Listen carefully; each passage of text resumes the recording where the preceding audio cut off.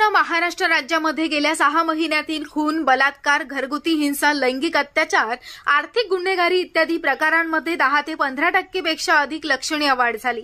अशा घटना रोखण्यामध्ये राज्याचे गृह खाते सपशेल अपयशी ठरलं। मग ते उरणची घटना असो की शिळफाटा नागपूरमधील असो की पुण्यातील, अशा घटनांमध्ये सातत्याने वाढ होते आणि याची नैतिक जबाबदारी ही गृह खात्यावर येते। मग आमचे गृह खाते काय करते असा प्रश्न सामान्य माणसाला पडतो। विद्येचं माहेरघर अशी ओळख असलेल्या पुण्याला हादरवून सोडणारी घटना समोर आली। पुण्यातील आळंदीत वारकरी शिक्षण एका महाराजानं आपल्याच खासगी वारकरी शिक्षण संस्थेत शिक्षण घेत असलेल्या 12 वर्षीय अल्पवयीन मुलावर लैंगिक अत्याचार केल्याची धक्कादायक घटना उघडकीस आली आहे।